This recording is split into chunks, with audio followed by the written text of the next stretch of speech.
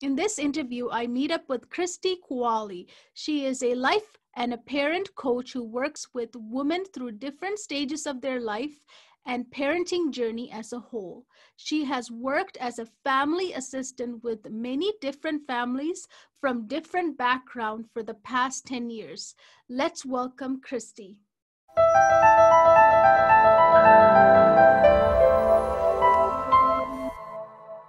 Hi, Kristy. Thank you so much for coming in today and doing this interview with me. I wanted to start off by asking you, you're a family assistant, right? You're a parent coach as well as family assistant. During the COVID and the lockdown, you worked with some parents and their families. I wanted to ask you, what are some of the dangers do you see teens facing now? Specifically when it comes to isolation, loss of their individuality, and loss of their sense of belonging, and isolation when it comes to the type of danger that they're facing right now online, because they're home 24/7, they have their electronic 24/7. So these are the main danger that I see teenagers are facing right now. Mm-hmm. And when you're working with these families, how much control is the parent having with the electronics and stuff? You said that they... Yeah, so mainly when I work with the family, I in the lining of being a coach, you can only do so much. So when I work with the family, I do my best to influence and educate and inform them by saying that he's 9 years old, he doesn't need an iPhone, or this is what's happening right now. And so whatever I find in an article, in my research, I share with them saying, there's this 16-year-old, he just passed away because he was playing a game in his room and his parents were sleeping. So I try to inform the parents as much as I can to alert them by, informing them and educate them in the danger that their kids are potentially, seeing online, whether they want it or not, it finds them. So yeah, it is.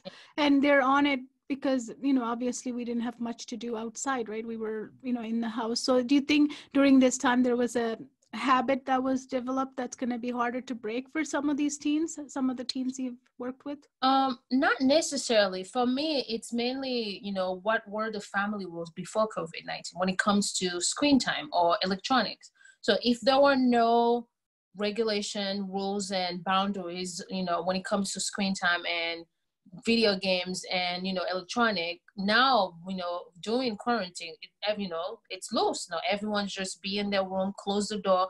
Mom is tired, dad is frustrated, dad is worried about work, mom is worried about managing the home, so the kids are in their room 24/7 with their electronic. So mainly it has to do with what was the rule and the boundaries before COVID. Because if you didn't have it during COVID, it's nothing's going, it's gonna go worse, basically. Yeah, exactly. What do you see are the changes and dangers with the families and the structure of family, right? There's something happening in that, right? Like the parents, right? Even the adults are having a lot of after this COVID is over, we have the isolation, and being together with each other so long has done something. What do you notice in that area, family? Mainly, the first one that I notice is marital problem. And again, I keep telling the families, like, do not blame quarantine. You already had these issues. You just were ignoring them, neglecting them, or not being aware of them. Now, quarantine has given you enough time to actually, see them and, hit you in the face. So mainly marital problem. Then, you have like financial instability. And then you have the idea of social issues when it has to do with moving, changing school, or changing how the school is going to be. Some parent now has to probably homeschool, and some parent, because of financial stability, they probably going to have to cut from vacation, cut from after school activities. So these are the different changes. Or some parent now both of them have to work. Before maybe mom used to stay at home, but now because dad lost his job, mom has to work now. So there's a lot of changes that parents will be facing.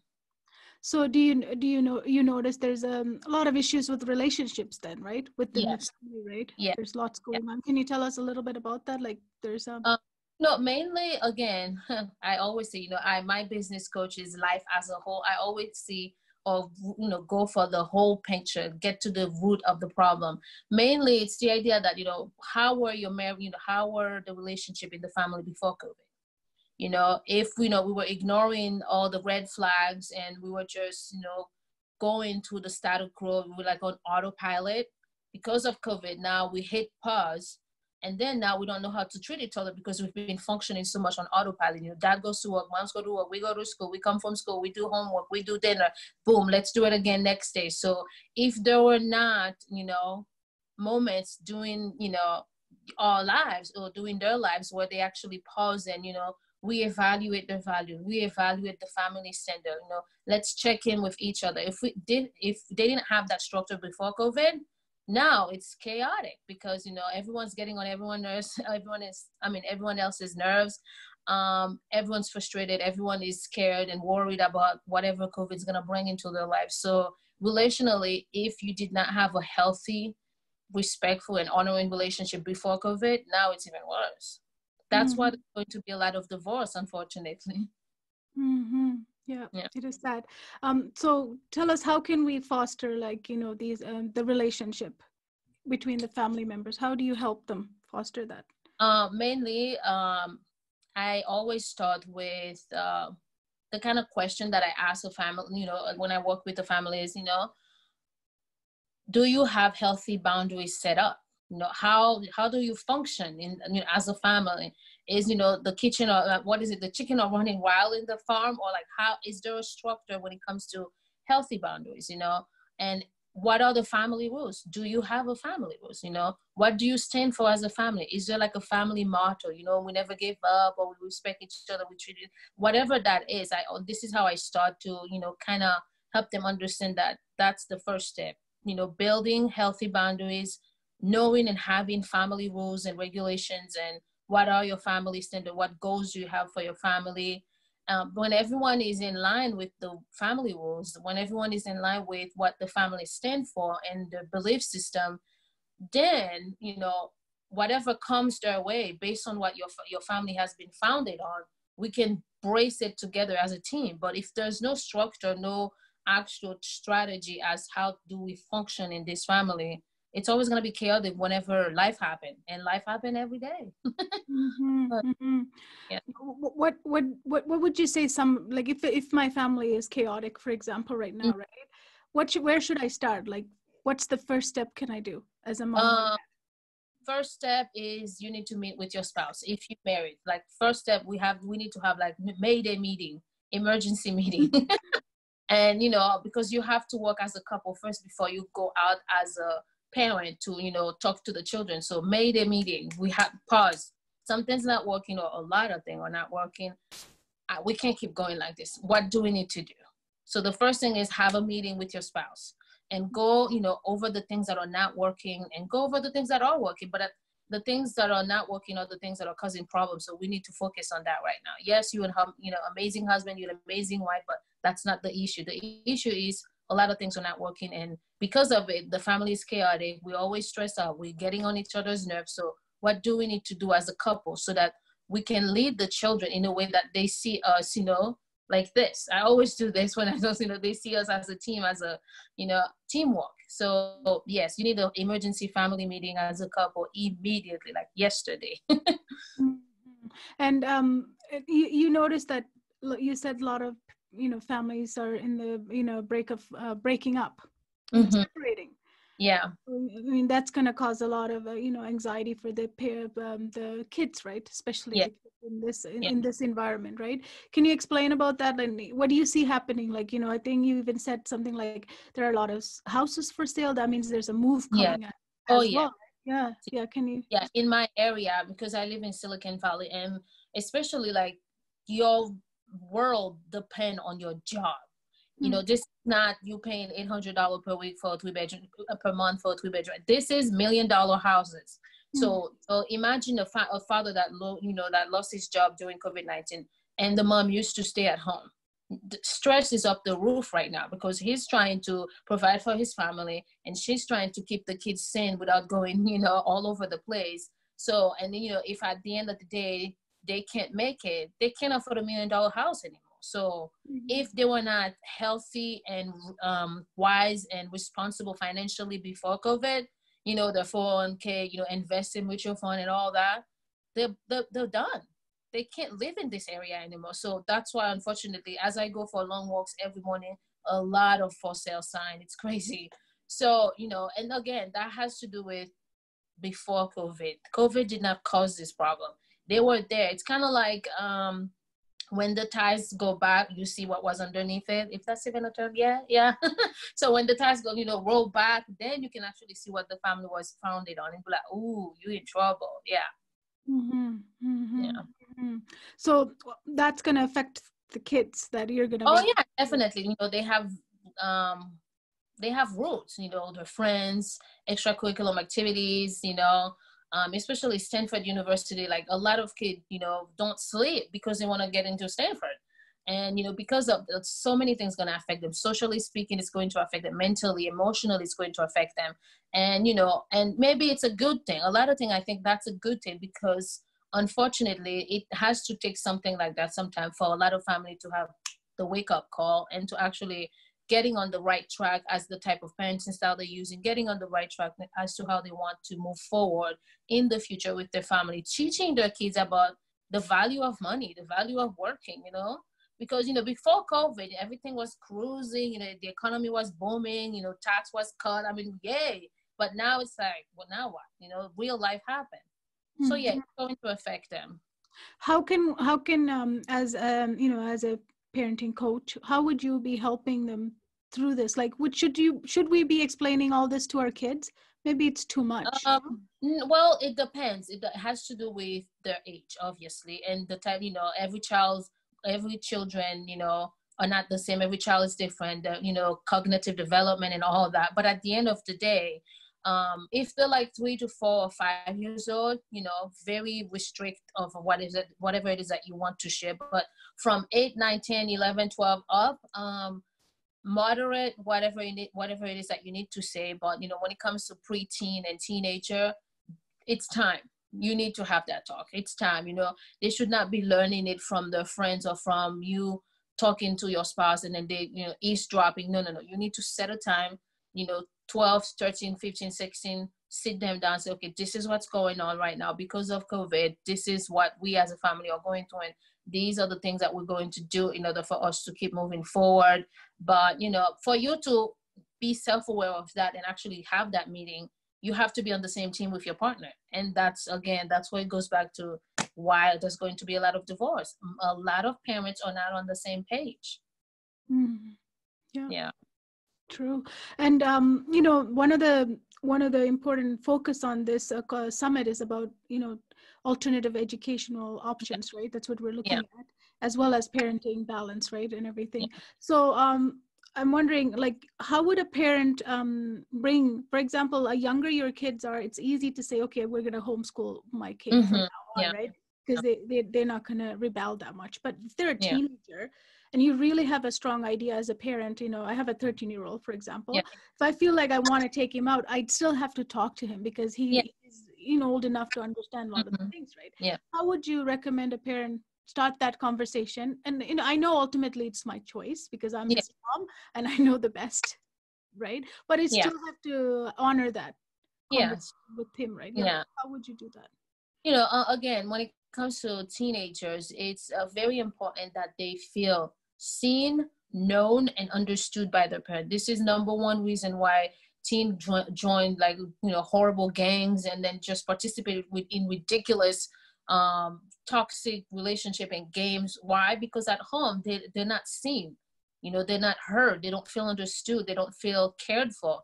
So when it comes to a 13-year-old, you as a parent decide, okay, we're going to homeschool. The first thing is, do you know how your child feel? When it comes to school, like, do they actually love going to school? Or what type of what when it comes to 10 top 10 subject at school, what are the top 5 or top 3 that they actually love? What kind of relationship do they have with the teachers? Like, all that come into account. And then if you have a very introvert kid that is shy, and that's not to bash, that's just who they are, you're going to have to do that transfer very slowly, because school give them an opportunity to, you know, push through and develop, what's what I'm looking for, tenacity, and then, you know, stand up to their peers. Now, again, if you pull them out, just grab them out like that, you're going to have to prepare for the side effect. So it depends on your child. It depends on their relationship with school. It depends on how they relate to their friends and their teachers and the type of subject that they like. So all of that come into account when it comes to older children, I guess. So yeah, it has, yeah, you have to brush on all of that, because I know for a fact as a teenager, staying at home for school would be like, oh, catastrophic, like nightmares, because at school, I got to be with my friend. At home, I was not seen. I was not heard. My opinion and feelings did not matter at all. So school was a refuge. I used to walk so slow after school because I hated going home. So I would be like taking the longest route to go home because I hated going. So like my mom would be like, "You're going to stay home for school?" What? No, no, I want to go to school. So it has to do with your child character, and his relationship with his friend at school, his teachers. Yes, you know best because you're his mom, but at the end of the day, you do want to make the wisest decision, because that's his future. Mm-hmm. You already have. And I'm like, I fell apart. You already have your future. Yeah. I think one of the things, like you said, to have an open conversation, and that Mm-hmm. includes all these all these point of views, right? All of Yeah. these perspectives, bring it in, and then make sure they understand it, because you have to provide a why for them, right? Why are we going to do this homeschooling? Mm-hmm. The older they are, right? They need Yeah. to understand to be on board. So, Kristy, you talk about character center parenting style, right? What does Yes. that mean? What does that look like? It's, mainly there are like four main parenting style that parents use all over the world for centuries, whether we're aware of it or not. With my studies, I realized the type of parenting style my mom, raised me, and I'm like, whoo. So, there are four main parenting style. There, the child-centered parenting style, the uninvolved or detached parenting style, the authoritarian or parent-centered parenting style, and then you have the authoritative or character-centered parenting style, which is the one that actually works.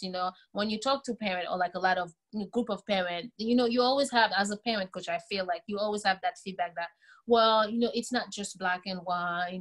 We, everything, every parents are different. Every family is different. We have our own thing that works for us. Yes, to a certain degree, but at the end of the day, when it comes to parenting style, there is one that works. All the other ones are catastrophic and damaging, and leave children to have to deal with the side effect for years to come. Even as a adult, I still have to work on myself on a regular basis because of the type of parenting style my mom raised me in. So yeah, I am a huge advocate for character-centered parenting style, which is basically where both parent and children have a platform where they can be respected, honored, understood, loved, but at the same time, the fine line between respect is clear. The fine line between having boundaries is clear. The fine line between women that have high expectation, healthy, high expectation for their children. No, we expect you to work hard.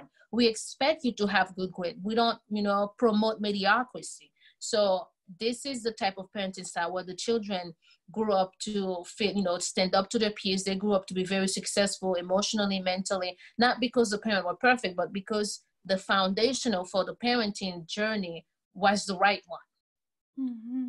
And is it when it's character, do you look at the child's character too, or just? Yeah, this is why I call it. It's the clinical term is authoritative parenting style, but I switch it to character center because when I was reading, all of the characteristics, I'm like, but at the end of the day, you the parent, as a parent, you want to focus more on the reason why your children behave the way they behave, their motive, their, what's in their heart and mind. Just because little Johnny is hitting his friend at school, not because he's a bad boy, but why is he doing it? Like, what's in his heart? What's the home environment? What are you letting him watching? What are you letting him listening to? What kind of conversation you having in front of him? All of it come into contact into why he behaves the way he behaves.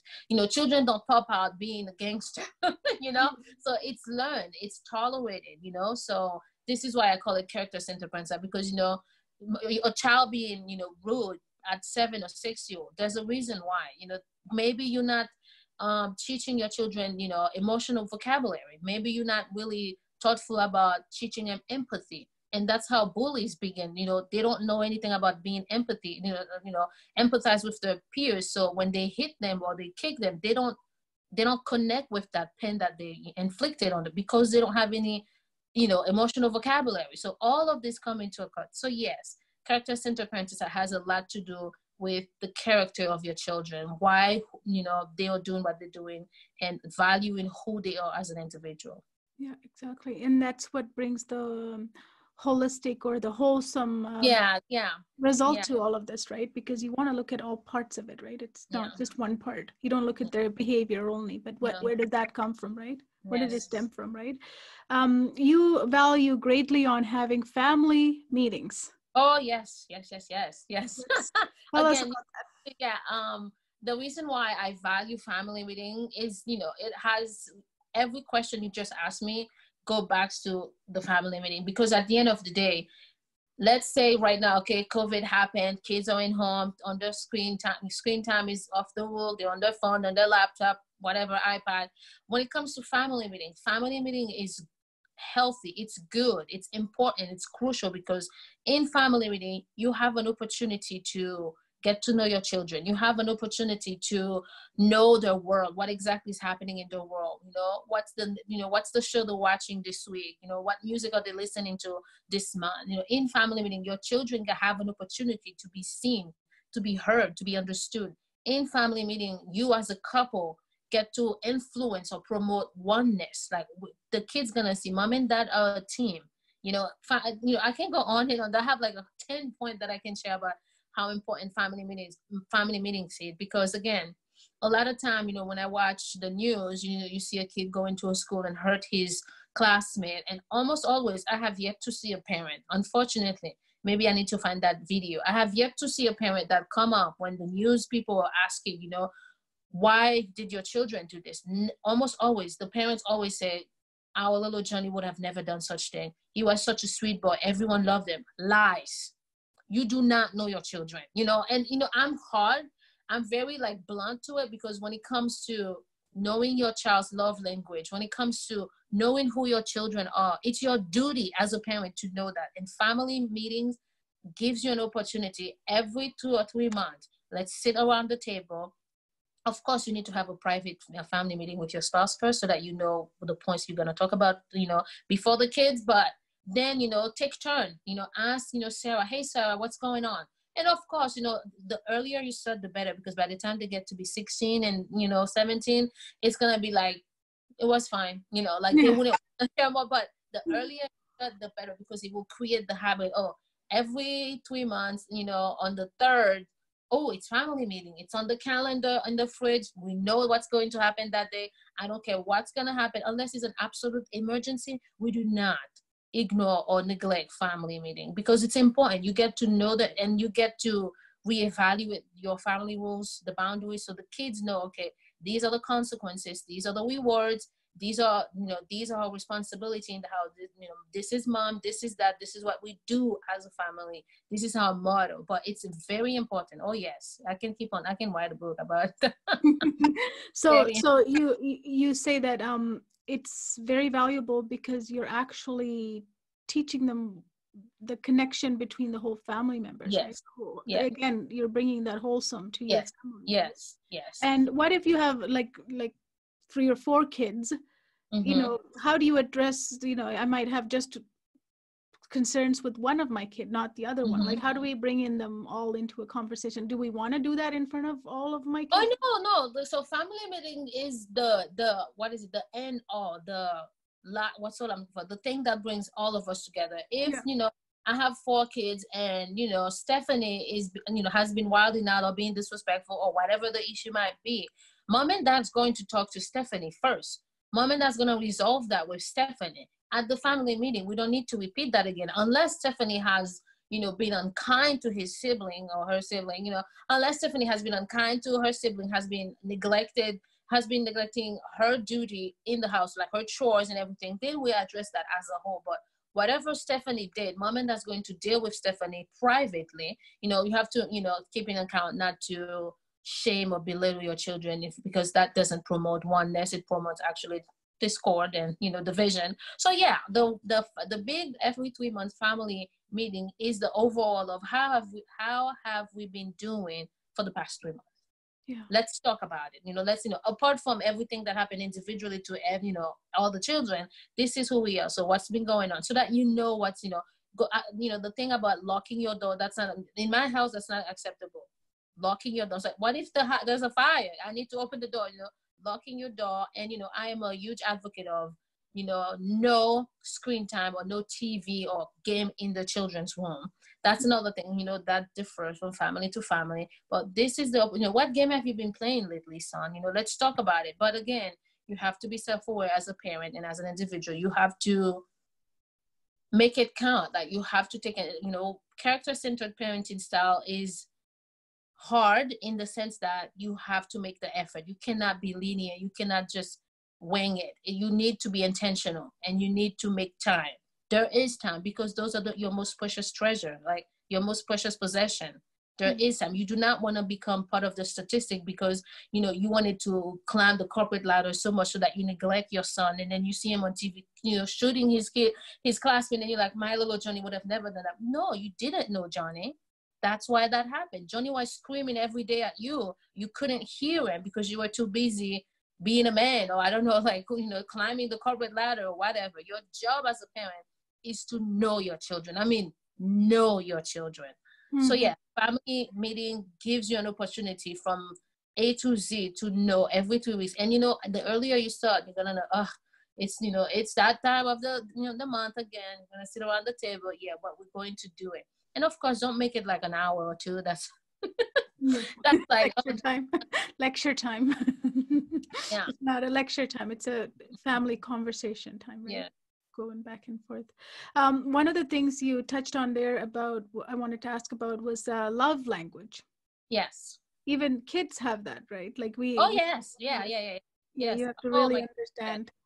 Important, because, you know, I realized my love language is physical touch, and I was physically abused for all of my life, I guess, and before I become an adult. So it's in our culture where I'm from, unfortunately, like corporal punishment is huge. My love language is physical touch. So because I was abused physically, and so I grew up building a wall around myself. Like, I refused to allow people to come close to me. Like, even now as an adult, you have to be very special in my life for me to allow you to give me a hug. It's like, woo, do not touch me. You know, you know, and it, you know, I talk to parents about it, because I'm like, your child's love tank might be dry.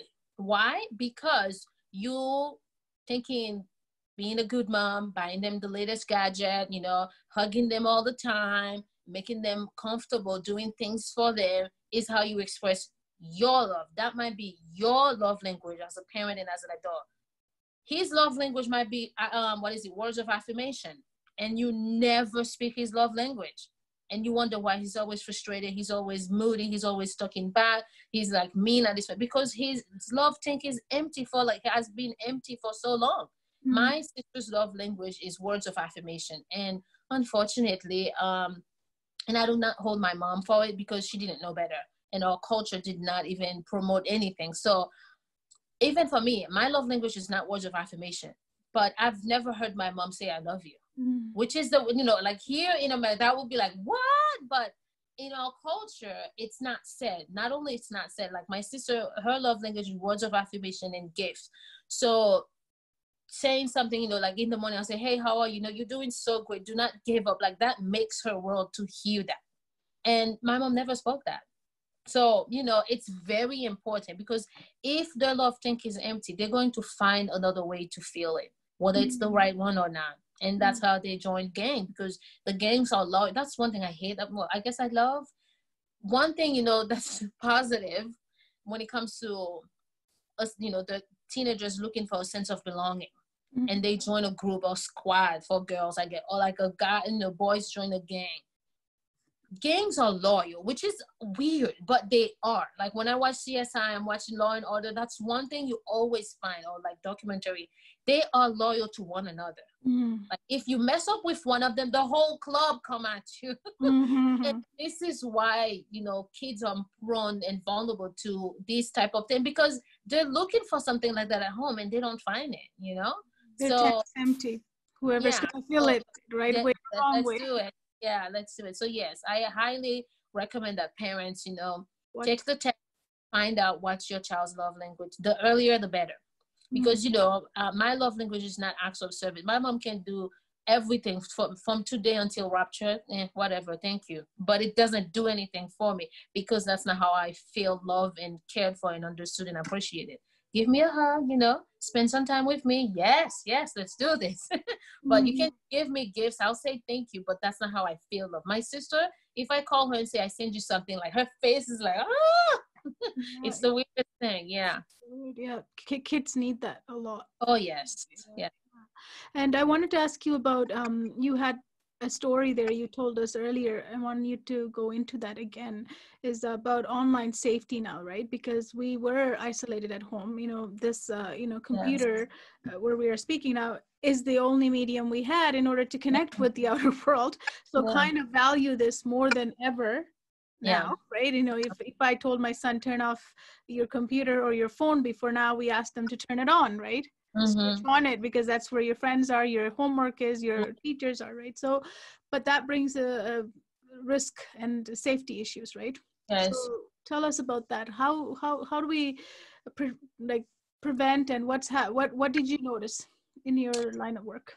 Okay. Well, in my line of work, it's mainly, again, I always, when it comes to behavioral issue or any issue that's happening in the family, as a parent, like in your parenting journey, whatever struggle you're having, I always tell parents to first reanalyze or reevaluate your parenting style. Notice what type of parenting style you're practicing. If it's not character centered, a lot of the issues you're struggling with, it's because of your type of parenting style. And, you know, and second is the idea that, again, I tell parents, the rest of the world could be burning down. This is your house. You pay for the electricity. You pay for the gadget that they're using. At the end of the day, whatever gadget you allow in your house, you need to monitor it. Period. The earlier, the better. You need to monitor it. It has not, you know, there's a difference between monitoring for the sake of being on guard and alert and vigilant and monitoring to, you know, invade your children's privacy. That's a whole different story. But you need to monitor it. And by monitoring, I mean, you need to have clear, inextricably clear rules and regulation around whatever it is that's being used under your roof. For example, for me, and I will always tell my client, like, I advocate for this. I'm not asking you to do it, but do not allow electronics in the room up, you know, let's say it's like past 10:30. No, do not have TV in the room. Why do they need the TV in the room for? Give me one thing, like, why they don't do not allow TV in the room. You know, monitor the cell phone to know what sites they're going on. The earlier the better. And you know that, you know, unfortunately most parents do that or try to do this after, but this you need to do it before. Let's say your kid is like turning 13 soon and they've been asking for that phone for like 3 years, you know. Mm. So you tell them, okay, when you turn 13 or when you turn 15, I got my first one at like 16. So, you know, it's like, when you turn 15, you okay, your mom and dad's gonna talk, you know, your mom and dad's going to talk about maybe giving you a cell phone. But I want, you know, we want you we want you to know these are the rules for you to have that cell phone. 1, 2, 3, 4, 5, 6, 7, 8, whatever. So beforehand, he already knows these are the guidelines. So, you know, and then you have to ask him, remind me again what will happen if you break one of these. Mm. Take it. You pay for that phone. Which one is more important? For your child to like you or for you to protect them from online predator?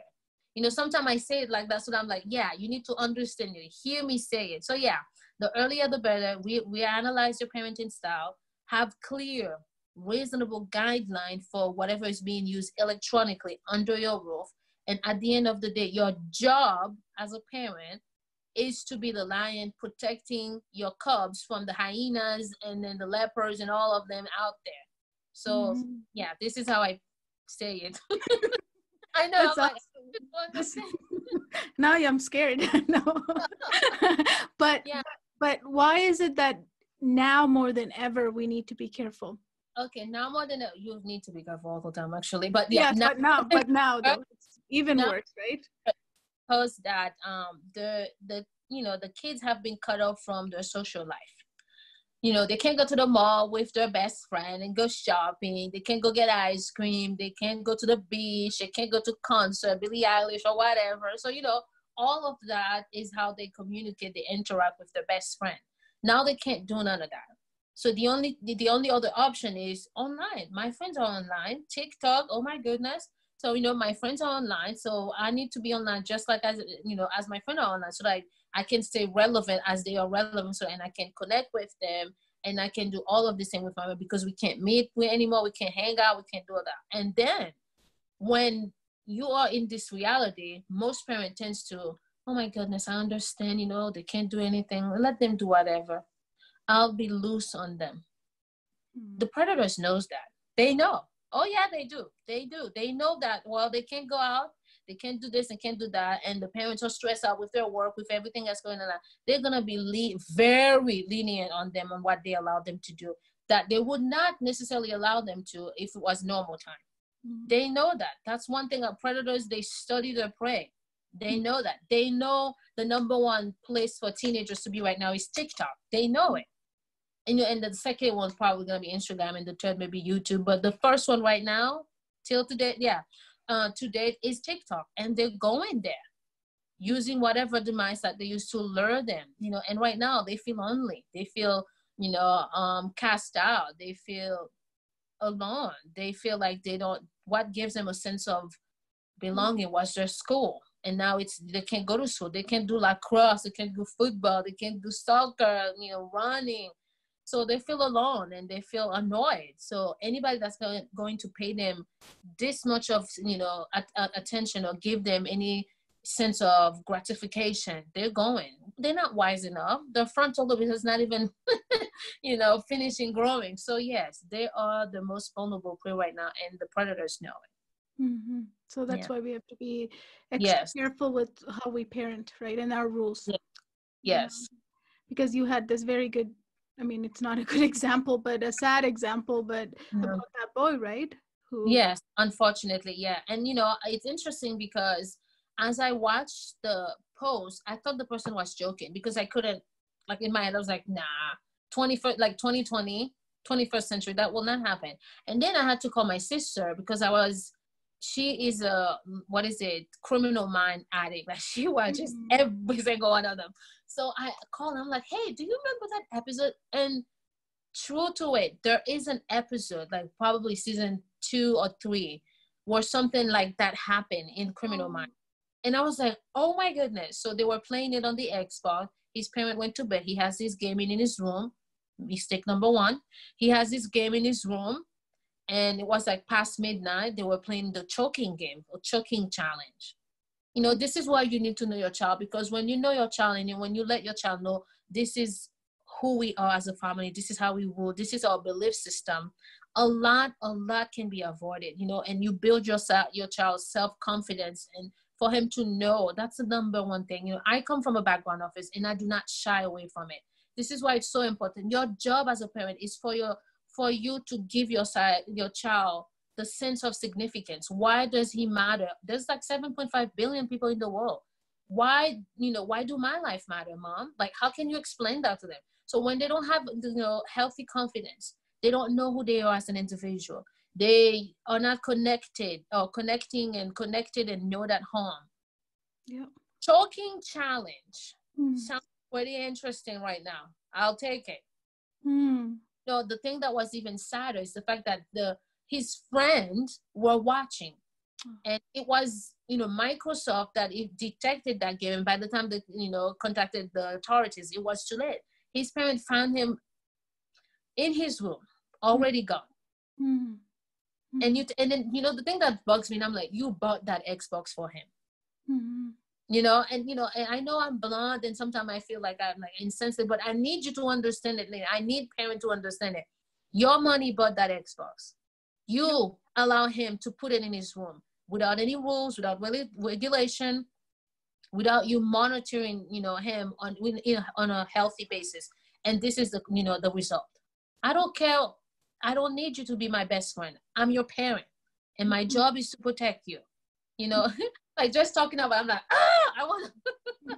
It's sad. It's sad. And See, yeah. like, you know, to me, it's like I always go to this analogy, like I would never let, without me knowing, nobody will walk through my front door and go Uh-huh. into my Yeah. son's room. It Yeah. wouldn't happen. I would be like, Yeah. who is that? What is that? You know what I mean? We'll check on it, right?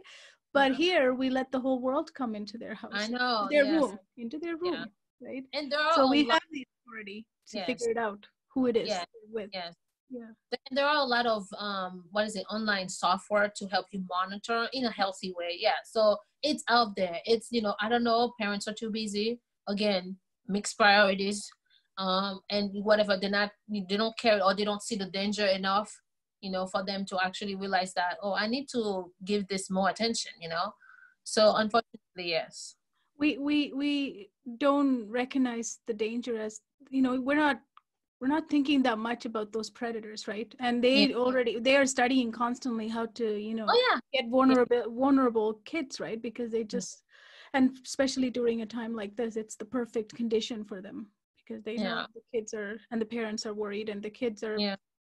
Bored. desperate for Boy. connection, Yes. desperate Yes. for connection, right?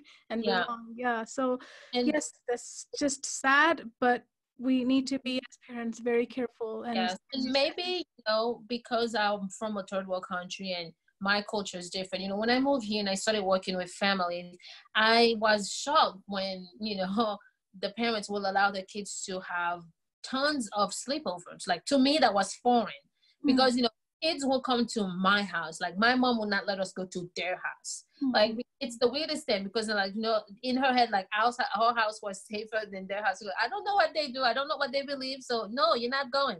They can come here. So, a lot, and I can tell you, as I'm talking to you right now, a lot of people that, a lot of kids that were molested by going to sleep over at their friend's house. Mhm. So huge. And one time I was working with this family in Florida, and this the little girl that I was watching, her daughter made, she started hanging out with this girl, and she was all, oh my goodness, the best friend, whatever. So, and then she asked mom if she can have a sleepover there, and then she's like, oh, that's fine. And I'm looking at her like, just like that easy. So I'm like, whatever, I'm driving. So, I drove her to the place. I'm it's not that I'm nosy, but because I speak more than 5 languages, and the girl's family was this Latina. So I was like, hi, how are you? And then I started talking with her. As I'm talking, I'm like inspecting. I'm Mhm. inspecting. I'm like, and I probably spent like 45 minutes there. And I'm like, okay, show me where she's going to sleep. I need to know. And I take, the house number. I'm like, this is it. It's probably because I watch too much ID channel, but and I didn't think I did too much, because in my mind I'm like, no, it's so easy. Like, here, for parents to just say, yeah, whatever, you can go sleep over. Like, you don't know what's happening over there. Mhm. You don't know.